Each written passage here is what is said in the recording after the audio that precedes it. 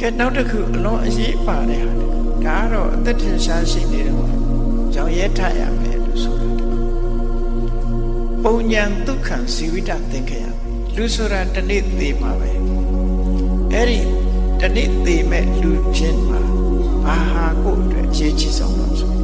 ဇီဝိတသင်္ခယမိအသက်သေဆုံးနေတဲ့အချိန်အသက်ကုန်ခန်းသွားလို့ဆုံးသက်သွားတဲ့အချိန်လေးမှာပုံညာကိုလှုပ်ထားတဲ့ကုသိုလ်ကောင်းမှုကဒုက္ခချမ်းသာဖို့အတွက်ပဲအားကိုးရှိတယ်လေငါမှာဒါနကုသိုလ်ရှိတယ်ငါမှာသီလကုသိုလ်ရှိတယ်ငါမှာကမ္မထံဘာဝနာတွေပွားများထုတ်တာဘယ်နှစ်ငါကျင့်ထားတယ်ဆိုရင်ငါဘာတွေလှူထားတယ်ဆိုရင်ဒါနကောင်းငါဘယ်လိုသီလတွေစောင့်တည်တယ်ဥပုသ်တွေစောင့်တည်တယ်စသဖြင့်ကိုလှုပ်ထားတဲ့ကုသိုလ်ကောင်းမှုတွေတေကံဒီကိုတယောက်တည်းသွားရတော့မယ်ဆိုတဲ့အချိန်လေးမှာတကယ်ကိုစိတ်ကြည်နပ်စရာကြီးဖြစ်တယ်ဒီလိုဆိုတာနော်အဲ့ဒါကြောင့်အဲ့ဒီအချိန်မှာလူတွေကအားအငယ်ဆုံးပဲအားငယ်ဆုံးတချို့ဆိုလို့ရှိရင်ဆိုပါစို့ကင်ဆာယောဂါသေတော့မယ်ဆိုတာလူတွေဟာတချို့ကြတော့မသိအောင်ဖုံးထားကြမသိအောင်ဖုံးထားမသိအောင်ဖုံးထားတာကောင်းသလားလို့ဆိုလူမှာတတ္တိကိုစတယ်မွေးထားတနေ့သေမယ်ဆိုတာကိုမွေးထားဒီဗုဒ္ဓဘာသာမဟုတ်တဲ့ပုဂ္ဂိုလ်တွေတောင်မှပဲသေတာကိုရဲရဲဝံ့သိနိုင်အောင်ကြိုးစားထားတာရှိတယ်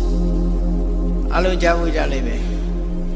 အမေရိကန်သမ္မတခရောတယောက်ဂျက်ကလင်းကနေဒီလို့ခေါ်တယ်ကနေဒီသမ္မတကနေဒီရဲ့ဇနီးဂျက်ကလင်းကနေဒီအဲ့ဒီဂျက်ကလင်းကနေဒီဆိုတာနယူးယောက်မှာနေတယ်သူ့ယောက်ျားသမ္မတကနေဒီကတော့လောက်ကျန်တပ်ဖြတ်ခံလိုက်ရအဲ့တော့သူကတော့အသက်အရွယ်ကြီးလာတဲ့အခါမှာနယူးယောက်နေတယ်ဘာဖြစ်တုံးဆိုသူ့မှာကုလို့မရတဲ့ကင်ဆာယောဂဖြစ်တယ်နိုင်ငံခြားတွေကတော့ဘာယောဂဆိုတာတိကျထုတ်ဗမာကျတော့သိမှကြောက်တယ်သိလို့ရှိရင်လည်းဗမာလည်းစိတ်နှုတယ်ဒီမှာသေသွားတတ်တာဟုတ်ဒါကိုမပြောကြမပြောဘဲနေတာပို့ဆိုးတယ်သို့တော့စိတ်မနှုအောင်တော့တရားဟောတာကိုယ်တိုင်ကလည်းလေ့ကျင့်ထားဖို့လိုတယ်အဲ့တော့သူကင်ဆာယောဂဆိုတာသိတယ်ကုလို့မရဘူးဆိုတာသိပြီးတဲ့အခါသူဆေးရုံကဆင်းလိုက်ဆင်းပြီးသူ့အိမ်ခန်းနေပါလေကြာနာပြင်ဆင်တယ်ရေမိုးချိုးတယ်တတရရနေတဲ့ဖိလိန်ပြင်ဆင်ပြီးတော့တပတ်လောက်အိမ်ပြန်ပြီးတော့သူဟာဒီယောဂတက်တာတဲ့ဆေးလေးလောက်ပဲစားပြီးအဲ့လိုနေ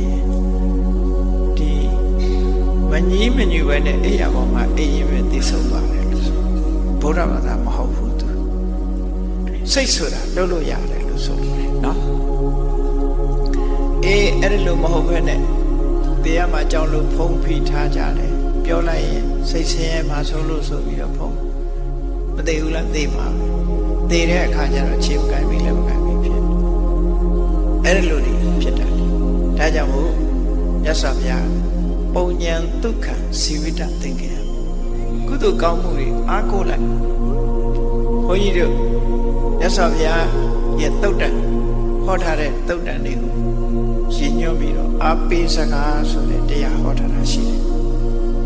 အာပိစကားဆိုတာလူတွေမှာအာပိစကားပြောရမယ်အဲ့ဒီချိန်မှာနော်အာမမကြောက်နဲ့မဲမှာကုသိုလ်တွေရှိတယ်ကြောက်စရာမဟုတ်ဘူးလူဆိုတာဟုတ်လားဘယ်သူပေါ်မှာတွေ့တာမှုတွေမထားနဲ့ကုသိုလ်ကောင်းမှုတွေကိုအာရုံပြုထားအဲ့ဒီလိုအာပိစကားမျိုးပဲပြောရတယ်ဒီလိုဆိုကြောက်စရာမရှိဘူးတက်တာသွားမယ်ယောဂပျောက်သွားမယ်စသဖြင့်ပြောခြင်းပြောအားပေးတဲ့ကပြောဘာပဲဖြစ်ဖြစ်ကုသိုလ်တွေရှိနေတယ်စိတ်အေးတက်တာလေးနေဆိုပုံညာဒုက္ခဇီဝိတသင်္ခယတက်သေးဆုံးတဲ့အချိန်ကုသိုလ်ကောင်းအလုံးကိုအားကိုးစရာဖြစ်လို့ချမ်းသာဒုက္ခရတယ်အဲ့ဒီအချိန်မှာစိတ်ညစ်စရာဖြစ်ဖို့လို့ဆိုအဲ့တော့ဒီဆုံးမချက်ကုသိုလ်များများလှုပ်ထားကြလို့ပြောလို့တာပဲမြတ်စွာဘုရားကုသိုလ်များများလှုပ်ထားတဲ့ပုဂ္ဂိုလ်ဟာ